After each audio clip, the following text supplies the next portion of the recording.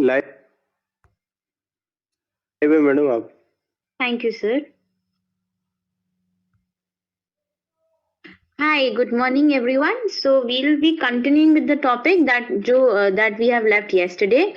So we were on LLP. So LLP के हम chapter पे unit number 3 पे थे LLP. So let's start with the chapter. We have left yesterday on page number 408. So हम आगे उसके continue करते हैं. Next was authority in emergency.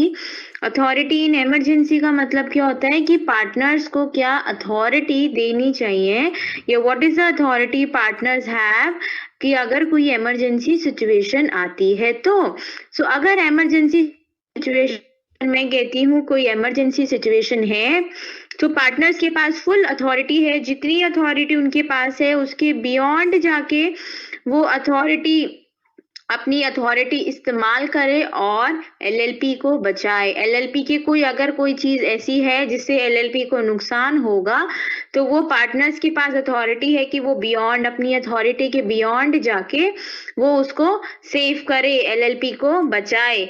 Next let's see what next extent of LLP liability. LLP की क्या liability है? Is not bound to by the act of partners. LLP responsible नहीं है पार्टनर्स के एक्ट के लिए।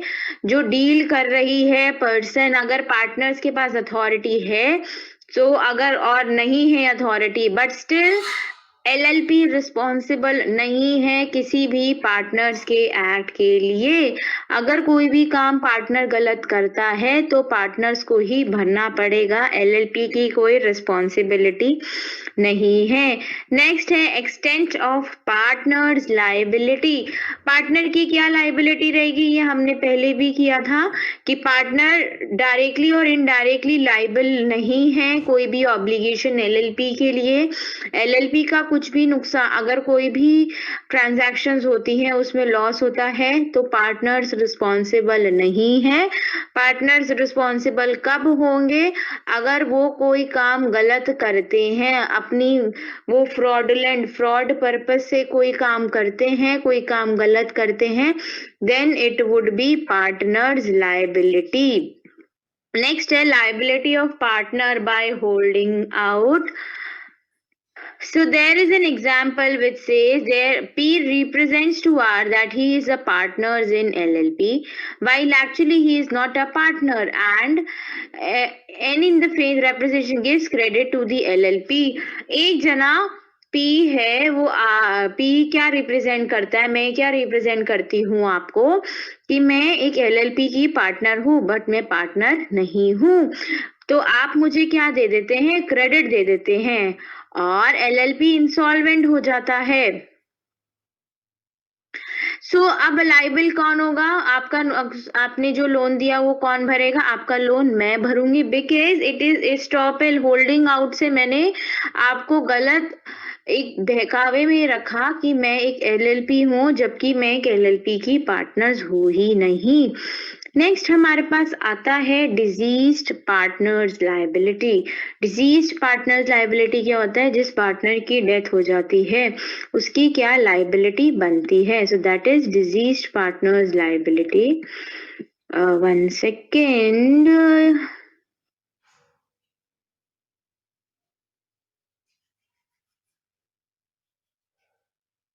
Is my voice audible to you all?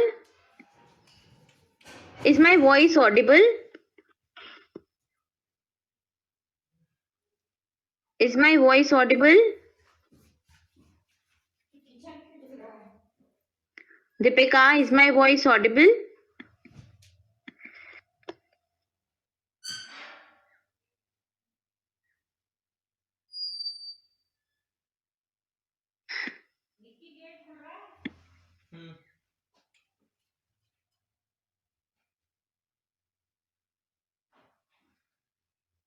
Am I audible now? Fine.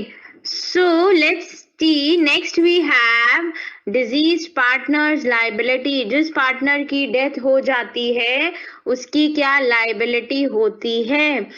अगर after partner's death, the business is continued in the same LLP name, the continued use of that name or the deceased partner's name as a part thereof shall not itself make his legal representatives or his estate liable for any LLP done after his death. The deceased partner is liable only for the liabilities undertaken by him during his lifetime. It is worth mentioning here that the liability of the partners of an LLP shall be limited only to the extent of his investment in LLP. तो अगर ये कहता है कि अगर हम LLP है, LLP अगर कंटिन्यू होती है किसी की डेथ के बाद, तो जो पार्टनर है, डिजीज पार्टनर है, उसका नाम हम अगर यूज कर रहे हैं, तो अगर हम यूज करते हैं तो वो लाइबल नहीं होगा किसी भी नुकसान को फुलफिल करने के लिए। और जो उसके लीगल रिप्रेजेंटेटिव्स हैं वो भी कोई लाइबल नहीं होगा। जो उसने सिर्फ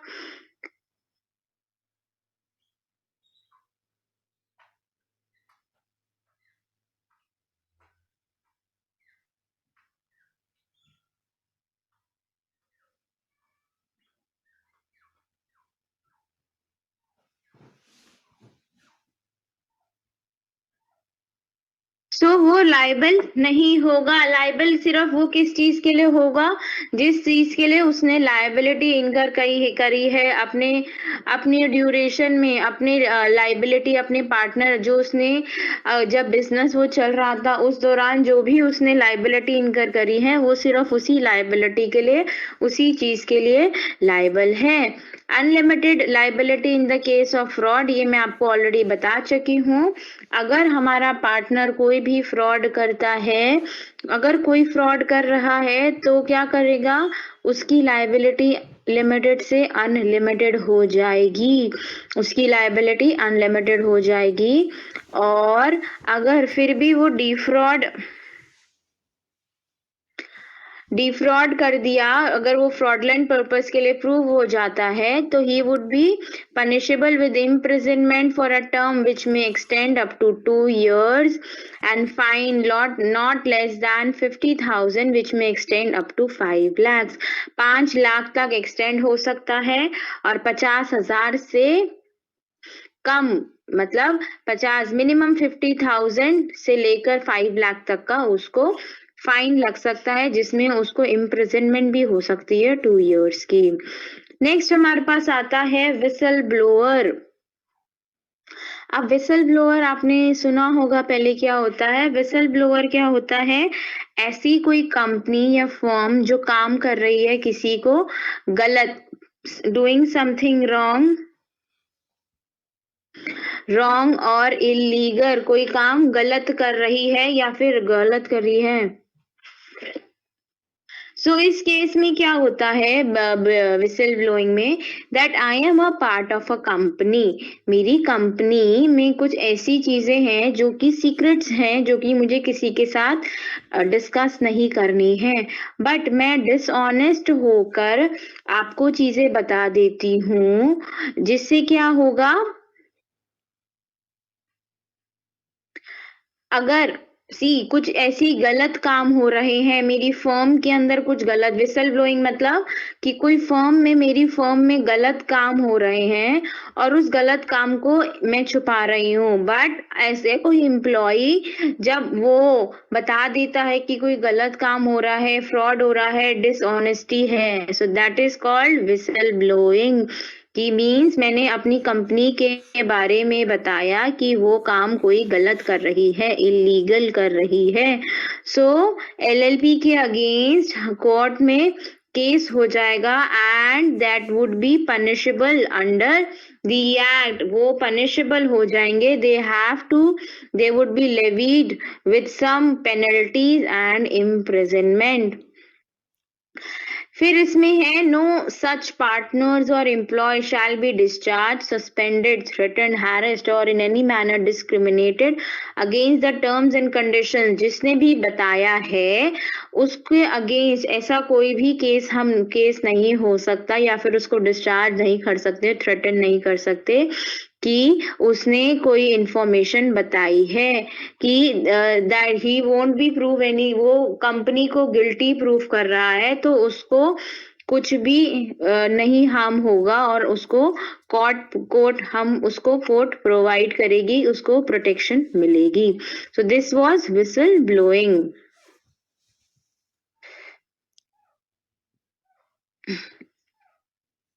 Next we have contributions. Partners' contribution in the form of money or property towards the capital of a limited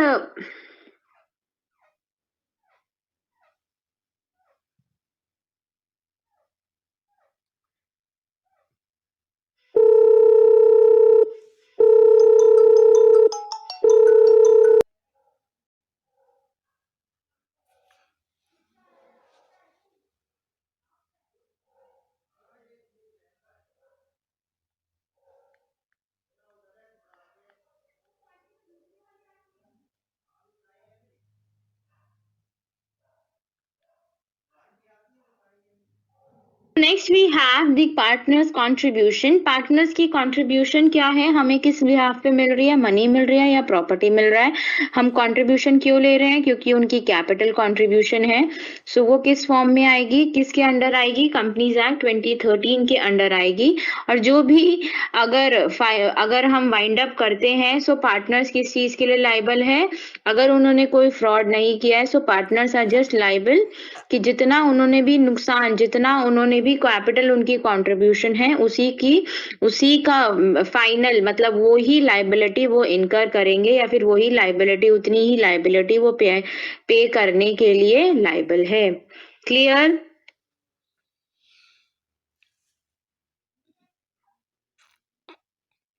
So we are done with this unit. Any doubts to anyone in this one, please let me know.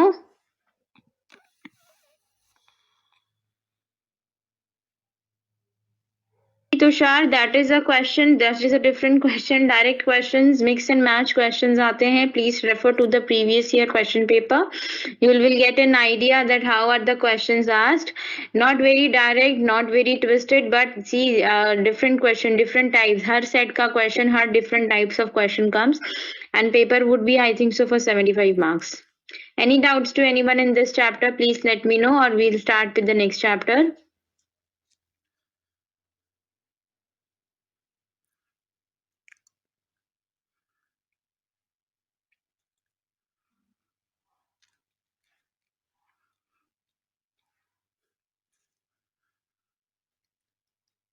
Please let me know if you have any doubts.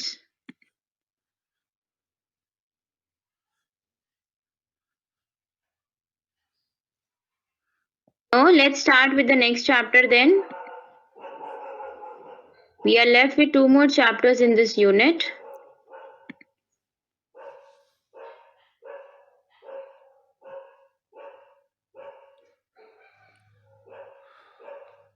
Partners liability. Deepika, partners की liability क्या होगी, जितना भी contribution, अगर आप partner हैं जितनी आपकी कंट्रीब्यूशन है ना आपकी उतनी ही लायबिलिटी बनेगी, उसके बियॉन्ड लायबिलिटी आपकी नहीं है. तो that is the liability. In case अगर आपने कोई फ्रॉड किया है कंपनी में या कोई गलत काम किया है तो आपके पर्सनल एसेट्स पे यूज होंगे, एल्स आपकी लायबिलिटी कितनी है, जितना आपने कंट्रीब्यूशन किया है. अंडरस्टूड?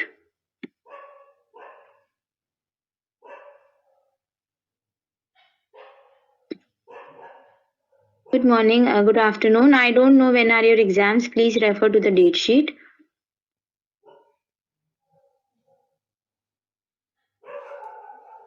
कंट्रीब्यूशन क्या होगा, जो हम कैपिटल कंट्रीब्यूशन होती है हमारी, कि हम किस फॉर्म में कैपिटल कंट्रीब्यूशन ले रहे हैं अपनी फॉर्म में.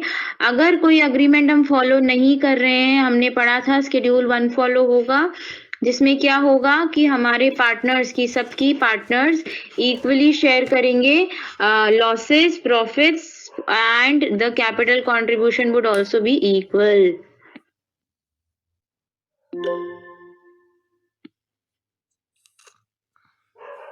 I cannot upload anything, Shruti. I don't have an option to record the video. there would be classes for BCom honors starting from 3rd. So more or less your syllabus is same. You people can attend the class if you are allowed to attend the class. Let's start with the next chapter.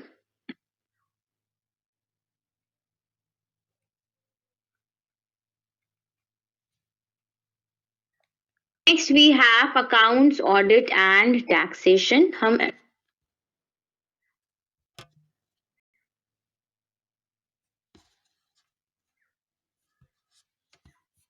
Accounts audit and taxation किसका, LLP का, हम वो देख रहे हैं। सबसे पहला है लेट्स सी अकाउंट्स। अकाउंट्स क्या है, हमारे सबको सारी एलएलपी को जैसे नॉर्मल सबके लिए होता है एक प्रॉपर बुक्स ऑफ अकाउंट्स बनानी पड़ेगी। किसके लिए, अपनी जो जो ट्रांजैक्शंस वो कर रहे हैं they need to be transparent, और उनको मैंडेटरी है कि वो सारी चीजें डिस्क्लोज करे। किसमें, सॉल्वेंसी एंड फाइनेंशियल पोजीशन एक स्टेटमेंट है, सॉल्वेंसी एंड फाइनेंशियल पोजीशन। पहले हम इसे पीएनएल अकाउंट के नाम से भी जानते थे। सो it is solvency and financial position statement through filing of various returns and statements with the registrar of the companies every year. So registrar of the companies के साथ हमें ये रजिस्टर करना है अपनी स्टेटमेंट को, हमें फाइल करना है जिसमें हम सारी चीजें डिस्क्लोज करेंगे कि हमने किसके साथ क्या क्या ट्रांजैक्शंस करी हैं। नेक्स्ट आता है हमारे पास books of account which is section 34। So section 34 में क्या होगा कि हमें सारे बुक्स अकाउंट्स को बनाना पड़ेगा जो कि ट्रू एंड फेयर पोजीशन बताता है अफेयर्स की कि क्या क्या हुआ है, कि बेसिक मेंटेनेंस के लिए हमें ऑब्लिगेशन क्या है। So that is included in all in the statements. So कुछ जो एक्ट है उसमें स्पेसिफिकली मेंशन नहीं है कि क्या क्या बुक्स ऑफ अकाउंट्स एलएलपी को बनाना है, but still it is solvency in financial position एक है स्टेटमेंट जो पार्टनर्स को बनानी है।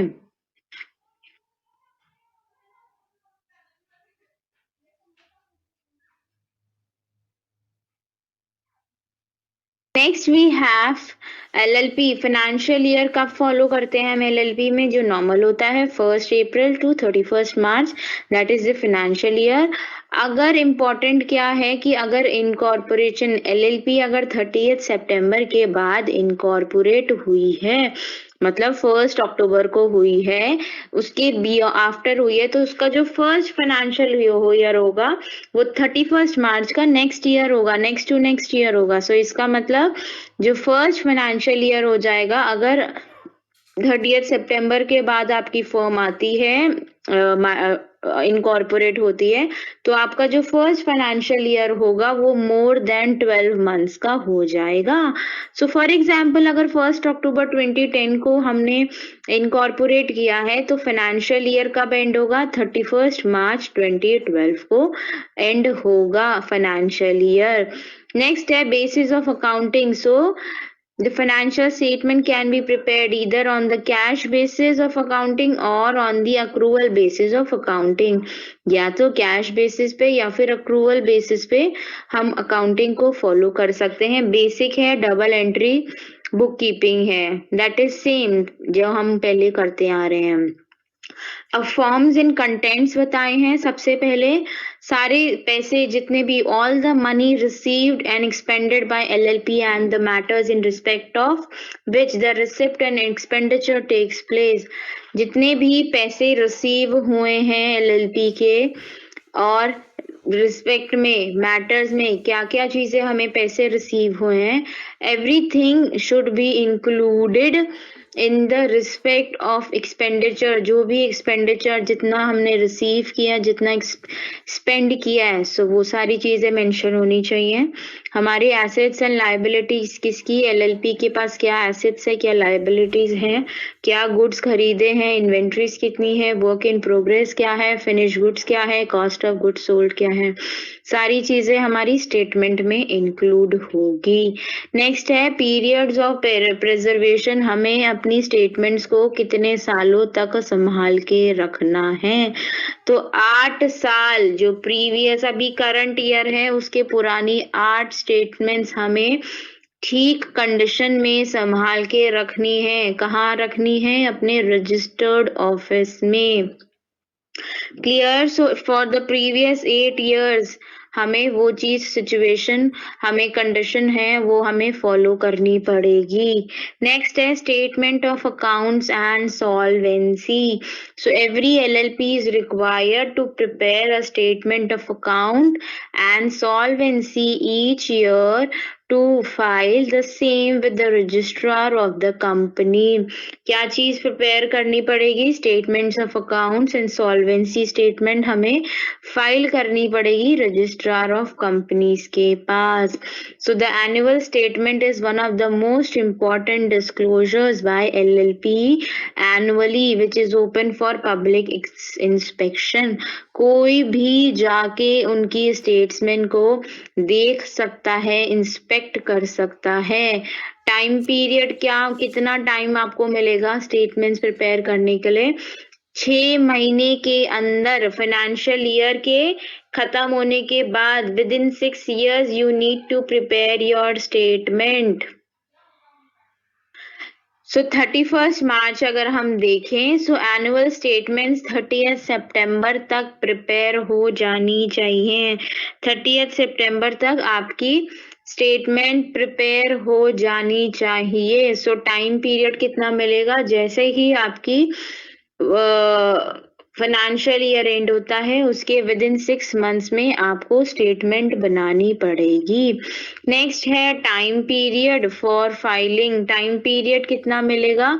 30 days। विद इन 30 days आपके बनाने के बाद 6 महीने का टाइम मिला आपको, विद इन 6 months के बाद उसको आपको 30 days मिले जाएंगे कि आपको एप्लीकेबल फीस के साथ आपको रिटर्न फाइल करनी है। सो 30 अक्टूबर तक आपकी रिटर्न फाइल हो जानी चाहिए with the applicable fees.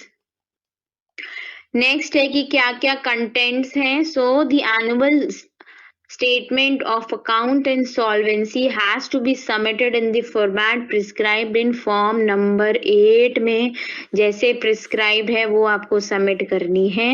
2 parts में वो डिवाइड करी गई हैं, statements of solvency and statement of account. So first is statement of solvency and second is statements of account. So जो पहला है वो क्या है? statements of solvency, next है statements of account. So first में क्या है? सारी इंक्वायरी जो भी सॉल्वेंसी में क्या क्या चीज होगी कि आपने कितना आपको डेट पे करना है, नॉर्मल बिजनेस में कितना है, व्हाट आर द डेट्स, कितना बच गया है। और जो पार्ट बी है स्टेटमेंट्स ऑफ अकाउंट में आपके पास कितनी एसेट्स है, लायबिलिटीज है, कितनी इनकम है, एक्सपेंडिचर है। और 2 फिगर जो इसकी स्टेटमेंट्स है ये 2 आगे स्टेटमेंट्स में भी रिपोर्ट की गई है 2 फाइनेंशियल ईयर के लिए, करंट फाइनेंशियल ईयर और immediately financial year, 2 financial year में हम वो चीज यूज करेंगे। So the statements of accounts in solvency shall be signed on the behalf of LLP by designated partners. Designated partners को statements को साइन करना पड़ेगा। So each designated partner shall be taken to be the part of its approval or unless he shows that he took all the reasonable steps to prevent their being approved and signed। वो sign किए गए हैं और reasonable steps उन्होंने लिए हैं। Next, rights for inspection किसके पास right है? पब्लिक। आपके पास, मेरे पास एक नॉमिनल फीस देके हम उनकी स्टेटमेंट्स को इंस्पेक्ट कर सकते हैं जो कि रजिस्ट्रार के पास रखी है। अब पेनल्टी क्या है अगर नॉन कंप्लायंस, अगर वो स्टेटमेंट नहीं बनाते हैं before due date. Due date क्या थी? 30 सितंबर। 30 सितंबर तक बनाना है, 30 अक्टूबर तक हमें सबमिट करना है। अगर हम नहीं करते हैं तो हमें 25,000 का फाइन लगेगा जो कि 5 लाख तक एक्सटेंड किया जा सकता है। और जो हमारे डेजिग्नेटेड पार्टनर्स हैं उन्हें 10,000 से लेकर 1 लाख तक का भी फाइन भरना पड़ेगा। सो 2 फाइन, एक जो LLP भर रही है और एक जो डेजिग्नेटेड पार्टनर भर रहा है। नेक्स्ट हमारे पास आता है एनुअल रिटर्न। एनुअल रिटर्न हर साल आपको फाइल करनी है किसके पास आप फाइल करेंगे? रजिस्ट्रार ऑफ कंपनीज के पास within the 60 days for the closure of its financial year. Financial year के क्लोज होने से 60 दिन पहले आपको रजिस्ट्रार ऑफ कंपनीज के पास अपनी एनुअल रिटर्न को रजिस्टर करना है। अब क्या क्या कंटेंट्स होते हैं? पहले फॉर्म नंबर 11 है हमारा इससे related, name and address of the registered office of the LLP. आपका एलएलपी का बिजनेस क्या है? समरी बताइए, पार्टनर्स के नाम, डेजिग्नेटेड पार्टनर, उनके DPIN number, designated partners identification number सब बताइए। इंडिविजुअल पार्टनर्स के बारे में बताइए, कितने इंडिविजुअल पार्टनर्स हैं, कितने बॉडी कॉर्पोरेट्स हैं। फिर obligation of each partners to contribute and its contribution receive, बताइए कितने क्या किसने रिसीव किया है। नेक्स्ट है the particulars of penalties imposed if any on the LLP or designated partners on the partners other than designated partners, कितनी penalties imposed हुई है, किस किस पे हुई है, कितनी हुई है। particulars बताइए compounding of offenses के। इतनी देर वहां खड़ी रही, वो कपड़े धो रही है, कब लगाऊंगी कब क्या, मैं तो खुद ही लगा रही जैसी लगेगी। नेक्स्ट है verification and signing। ऐसे ही है। The copy of the return is to be filed with the registrar, must be verified and digitally signed by the designated partner. So definitely अगर जो हम फाइल कर रहे हैं स्टेटमेंट को, वो हमें डेजिग्नेटेड पार्टनर्स के साइन के साथ सबमिट करनी है।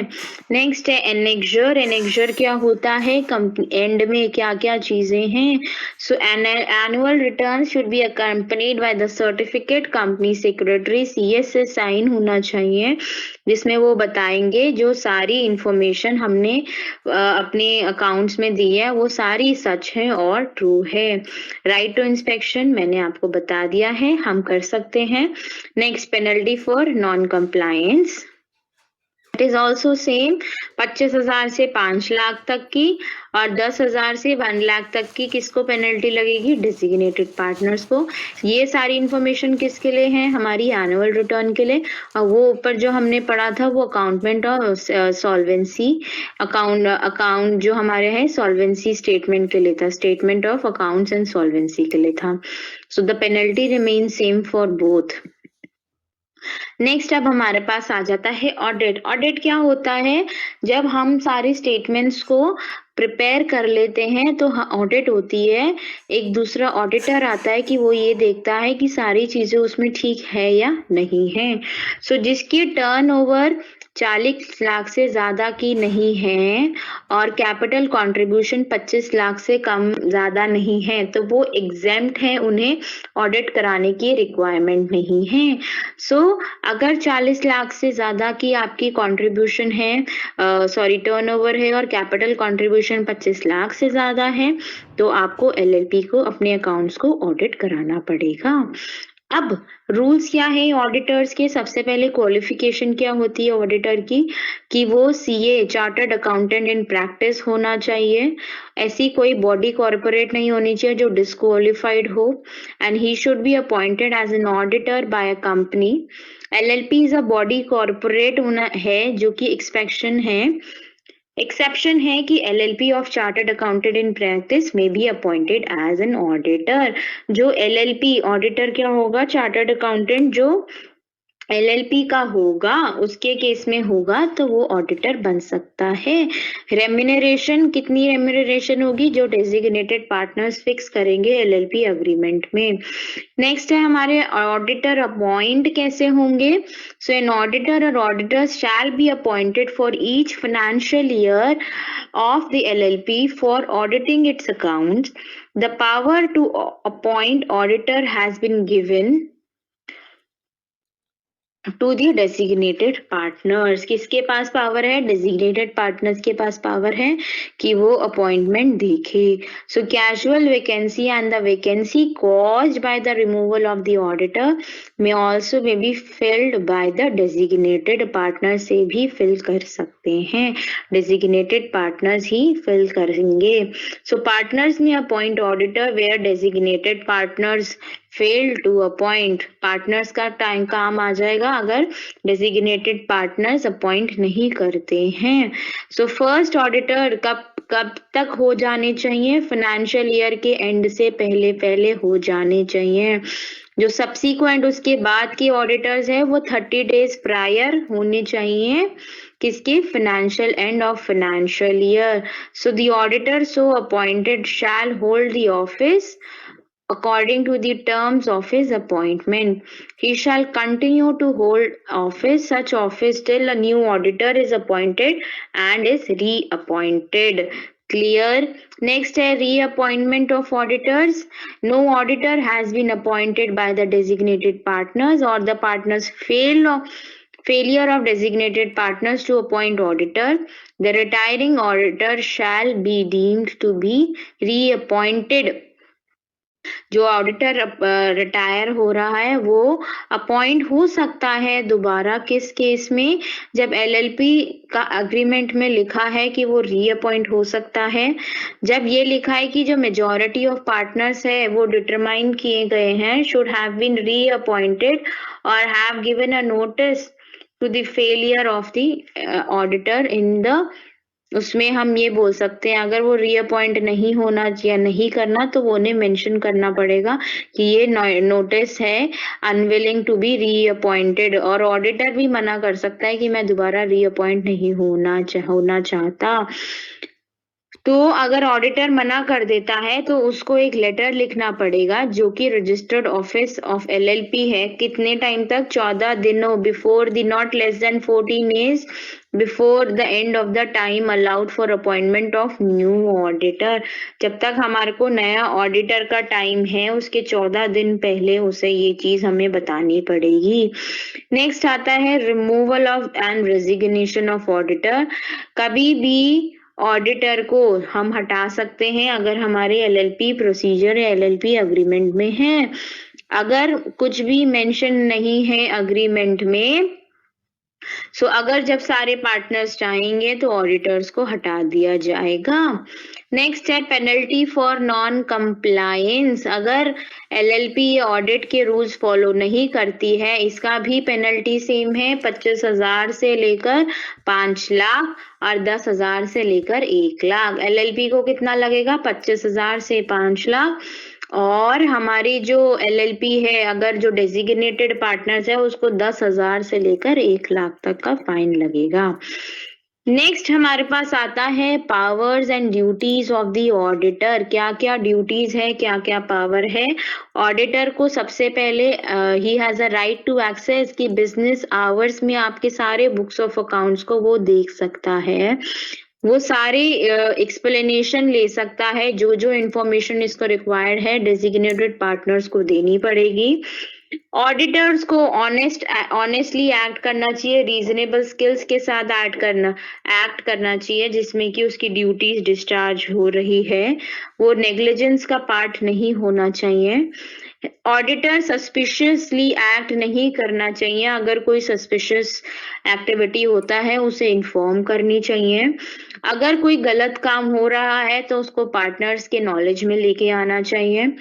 The auditors may personally verify the matters capable of being to bring the direct verification personally उसको वो matters अपनी दूसरे की नॉलेज में लेके आने चाहिए। नेक्स्ट है the auditor is required to make a report। क्या चीज? किस चीज की रिपोर्ट? Auditors report. किस चीज के लिए? सबके लिए, पार्टनर्स के लिए, कि बुक्स ऑफ अकाउंट्स उसने एग्जामिन कर लिए हैं और वो ट्रू है, कोई भी गलत नहीं है। नेक्स्ट हमारे पास आता है taxation of LLP.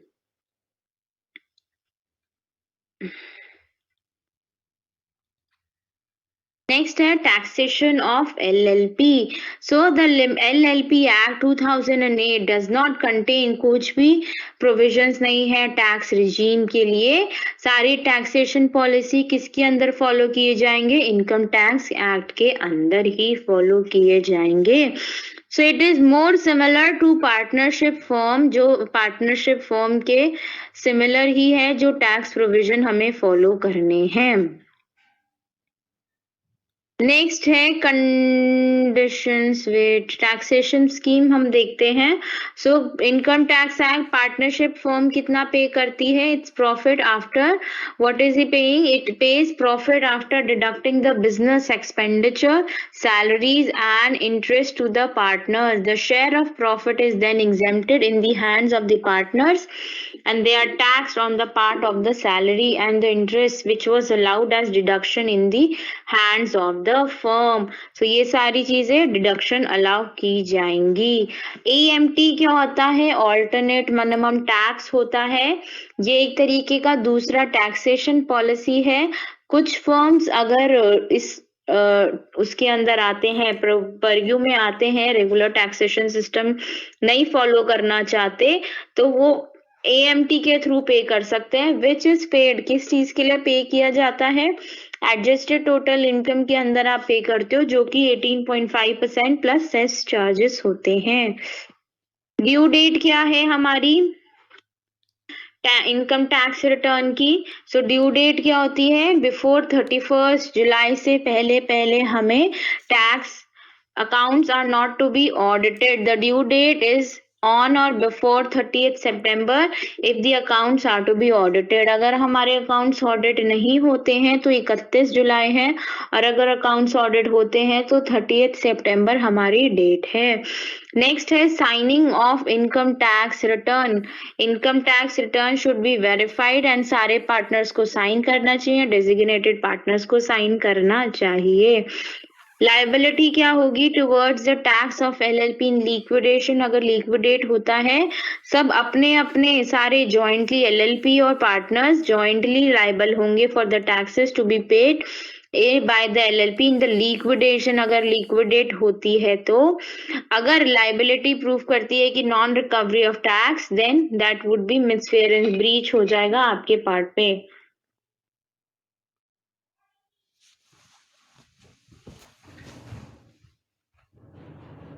And that would be treated as a breach. So this is the end of the chapter. Any doubts to anyone in this chapter? Please let me know.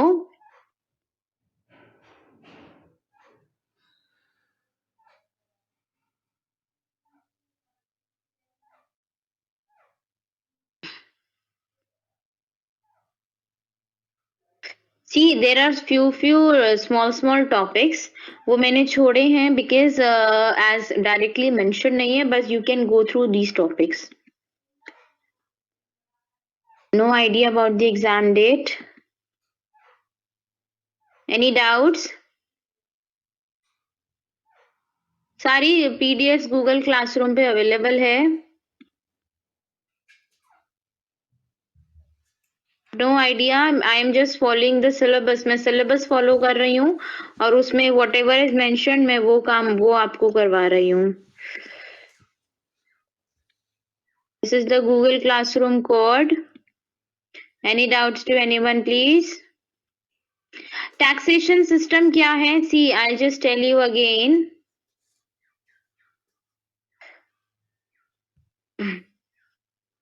एक तो सबसे पहले दीपिका, कोई LLP का कोई separate taxation system नहीं है. Income tax के अंदर जो मेंशन्ड है वही टैक्सेशन सिस्टम है. फिर वो कहता है जो टैक्सेशन सिस्टम है वो बहुत सिमिलर है हमारे पार्टनरशिप अकाउंट से. फिर जो नॉर्मल हमारी इसमें डेट्स दे रखी हैं, ड्यू डेट्स दे रखी हैं, ऑडिट की डेट दे रखी हैं. फिर एक चीज और है, अगर हमें होता है कि अगर हमें टैक्सेशन से रेगुलर टैक्सेशन सिस्टम फॉलो नहीं करना, तो हमारे पास एक AMT फॉलो करने का भी ऑप्शन होता है, जिसमें हम डायरेक्ट क्या करते हैं, शॉर्ट में हमें बहुत सारी स्टेटमेंट्स ना बना के जो एवरेज होता है उसके ऊपर हम AMT टैक्स लगाते हैं, जो time to time review change होता रहता है और उसके बेसिस पे हम टैक्स पे कर देते हैं. Nothing else. बहुत टिपिकल कुछ नहीं है इसमें. क्लियर दीपिका? यार I don't have an idea, I don't honestly, regular students का for the second third year I think so they have the exams in April, but I don't know about your exam.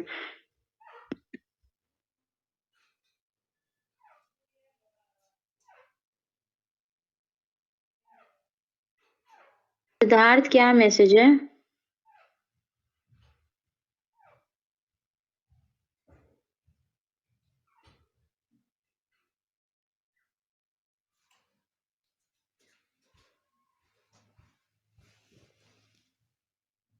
हाँ, so visit the SOL department. I don't have a knowledge about that.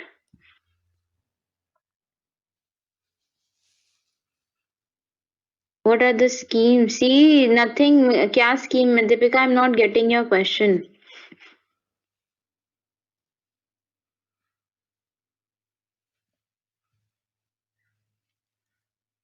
कि it's return ना कि पे आप किस पे taxes पे करोगे, प्रॉफिट्स जो आपका आया उसमें हम सारी क्या डिडक्ट करेंगे, सैलरीज डिडक्ट करेंगे, एक्सपेंडिचर डिडक्ट करेंगे, इंटरेस्ट जितना हमने दिया वो सारा हम माइनस करेंगे. फिर वो सारी चीजें अगर share of profit is then exempted in the hands of partners, they will be tax on the part of the salaries and the interest which was allowed as deduction in the hands of the firm. See, deduction जो हम normal करते हैं ना, जो normal statements बनाते हैं, profit के बाद हमने ये सारी एक्सपेंडिचर, सैलरीज, इंटरेस्ट डिडक्ट करके उस पर प्रॉफिट किया, अगर वो हमारा प्रॉफिट सी अगर एग्जेम्प्ट हो जाता है, एग्जेम्पशन लिमिट में आ जाता है, तब फिर इंडिविजुअल जो है वो अपना अकॉर्डिंगली टैक्सेस पे करेंगे.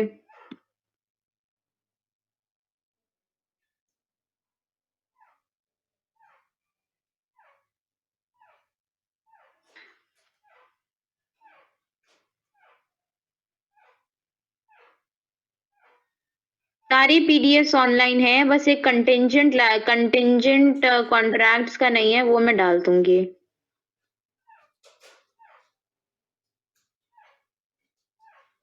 ईच एंड एवरी सृष्टि सारे पीडीएफ गूगल क्लासरूम पे हैं, सिर्फ एक नहीं है, वो मैं अपलोड कर दूंगी.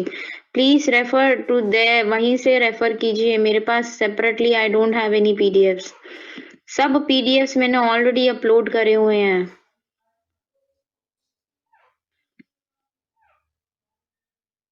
Next and last unit we have is convergence हमने की थी.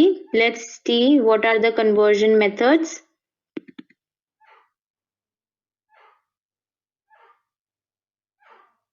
सो next is conversion to LLP. हमें कन्वर्ट करना है. सो सबसे पहले हम फर्म को कन्वर्ट कर रहे हैं LLP से LLP में, फर्म को LLP में कन्वर्ट कर रहे हैं. सो ट्रेडिशनल पार्टनरशिप फर्म केस के अंदर रजिस्टर्ड होती है, 1932 के अंदर होती है.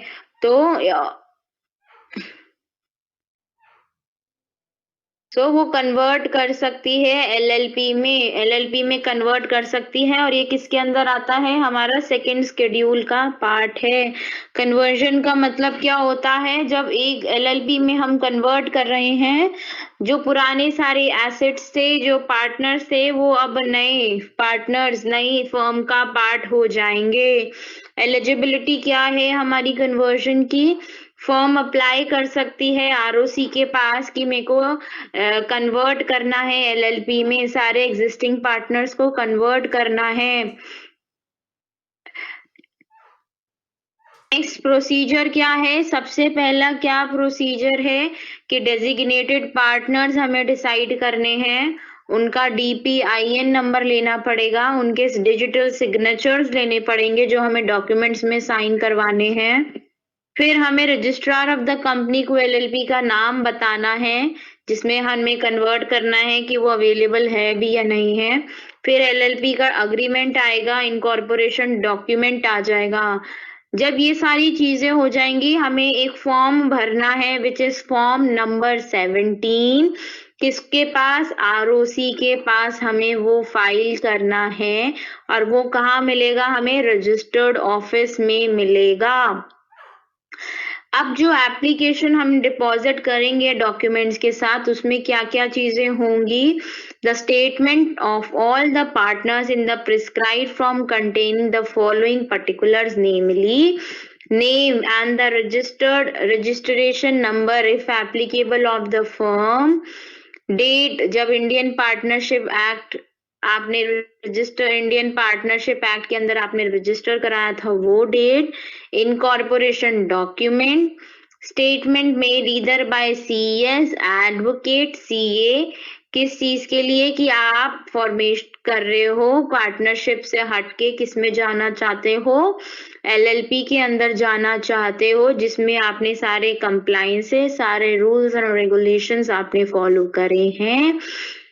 Next statement of assets and liabilities है वो सारी ड्यूली साइंड है, करेक्ट है, किसने साइन करी है किसने है वो चार्टर्ड अकाउंटेंट के अंदर सारी उसने सब चीजें वेरीफाई कर रखी है।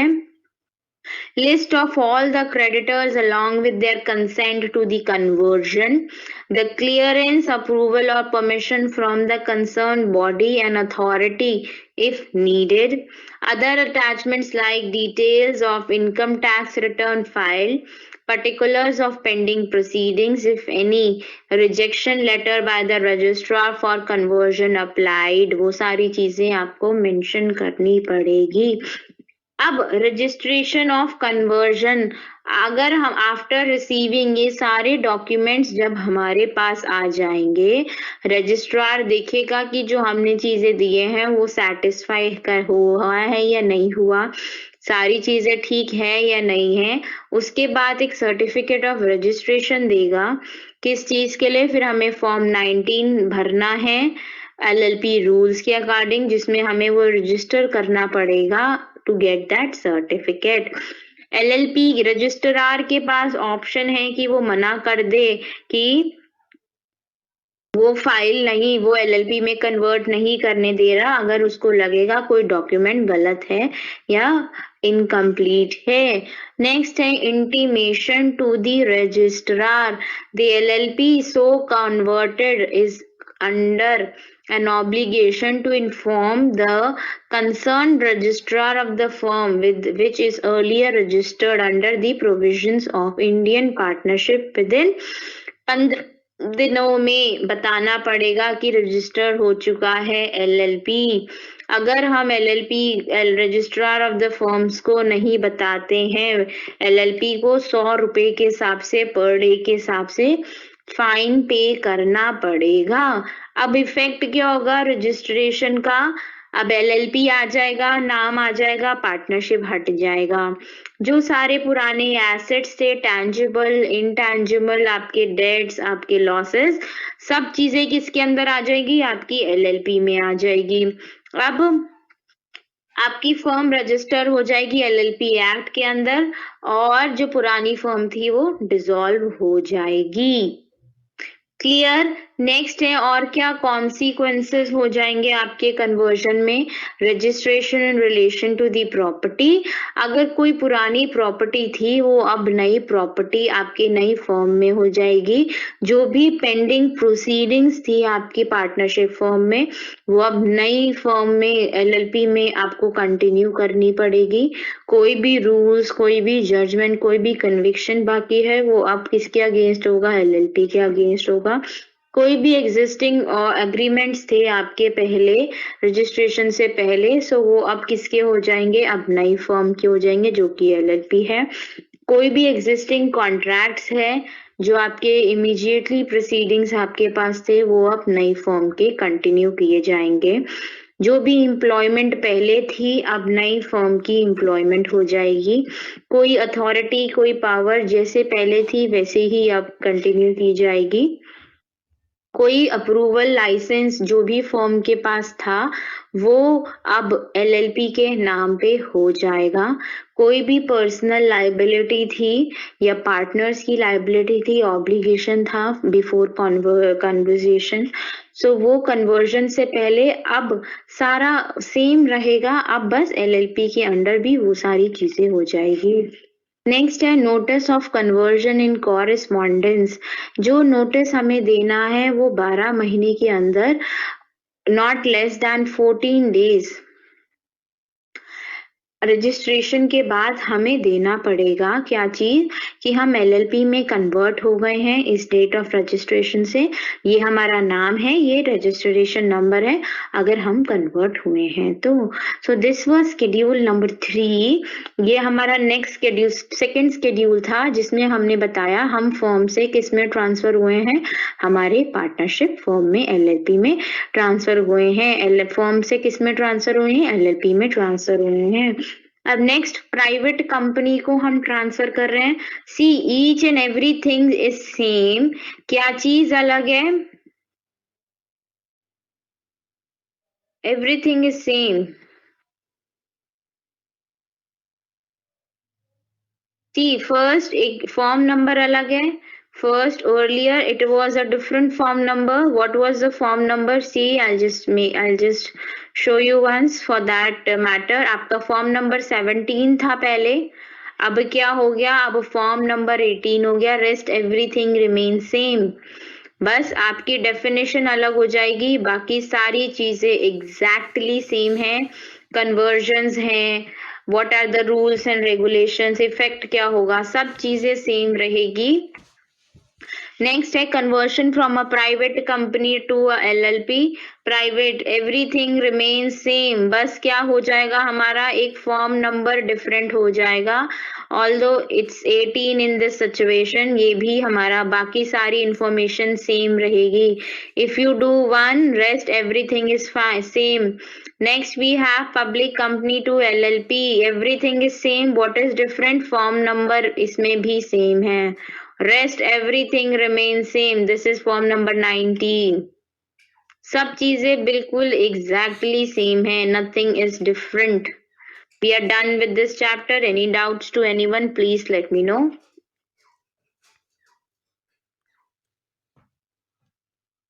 You can study from anywhere, आप सिर्फ सिलेबस को फॉलो कीजिए और आप कहीं से भी कुछ भी पढ़िए।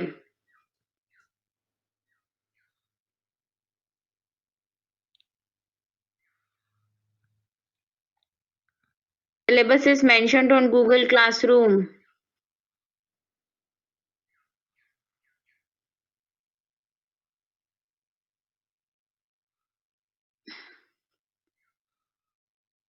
Any doubts to anyone, please let me know।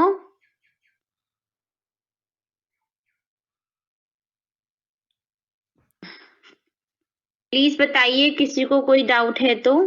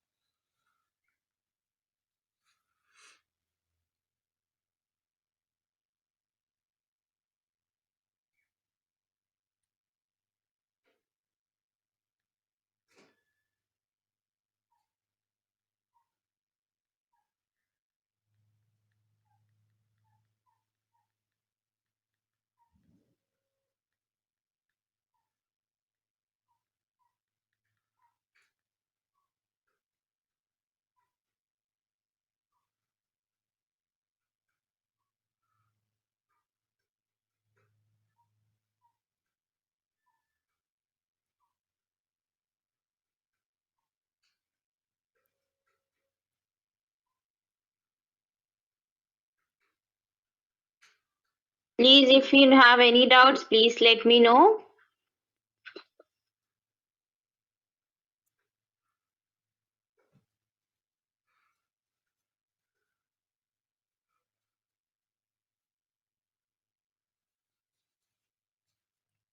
No, you don't have any doubts?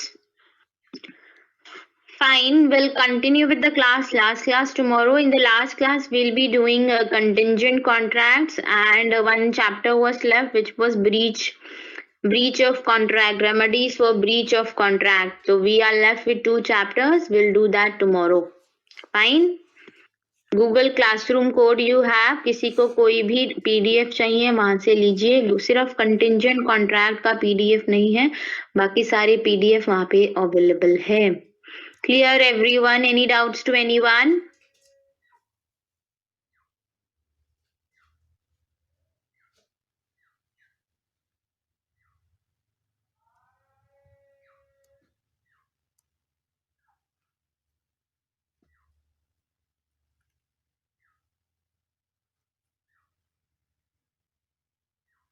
अगर फर्म इलीगल होगी तो वो आपको कन्वर्ट ही नहीं करेंगे डेफिनेटली, मतलब वो आरओसी, तभी तो बोला है ना, आरओसी अगर किसी को लगेगा कि आरओसी को लगता है कि नहीं आपकी फर्म गलत है तो वो डेफिनेटली आपको रजिस्टर ही नहीं करेगी।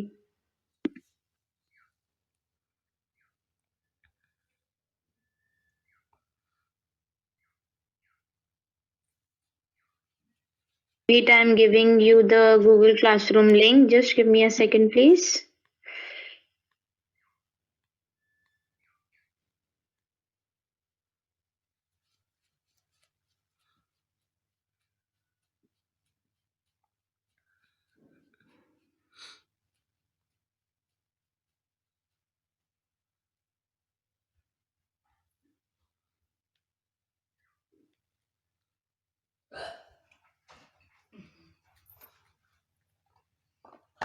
This is the code.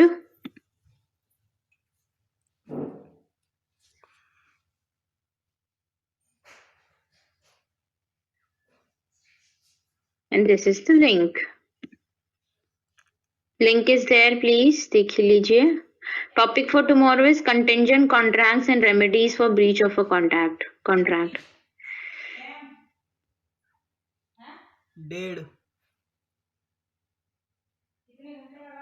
Devika, is your doubt clear?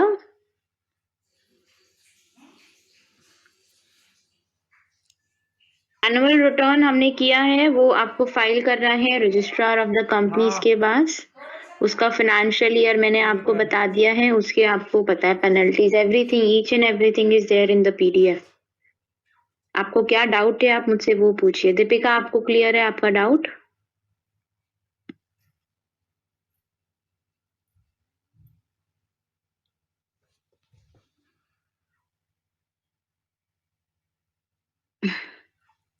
Thank you. और किसी को कोई डाउट, प्लीज अपना क्लियरली बताइए डाउट क्या है।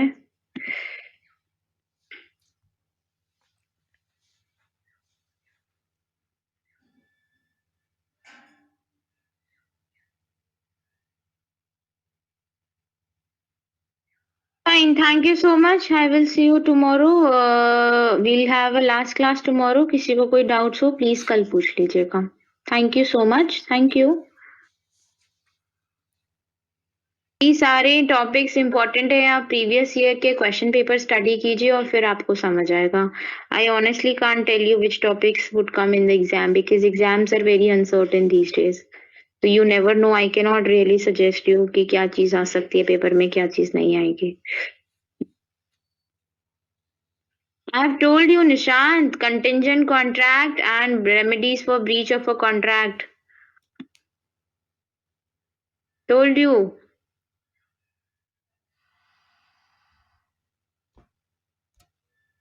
Body corporate in ease means I didn't understand it. सारी पीडीएफ गूगल क्लासरूम पे है, प्लीज आप वहां से देखिए। बॉडी कॉर्पोरेट जो होती है हमारे एलएलपी है, एक बॉडी कॉर्पोरेट है जिसमें कि हमारे पार्टनर्स अलग हैं और एलएलपी अलग है। सिंपल ये है कि एक तरीके की कंपनी है जिसमें कि मेंबर्स अलग है और पार्टनर्स अलग है। केस स्टडी टाइप क्वेश्चंस भी डेफिनेटली आ सकते हैं।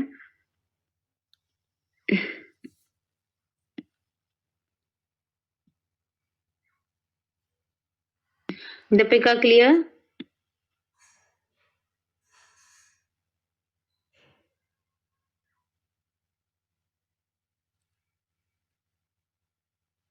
क्लियर?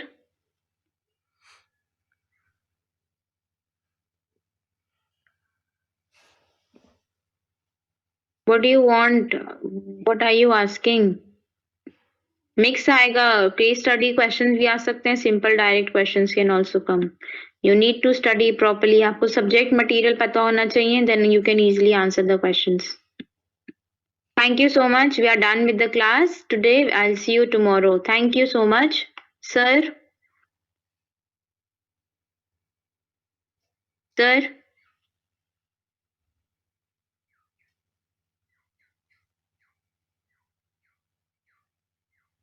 Sir?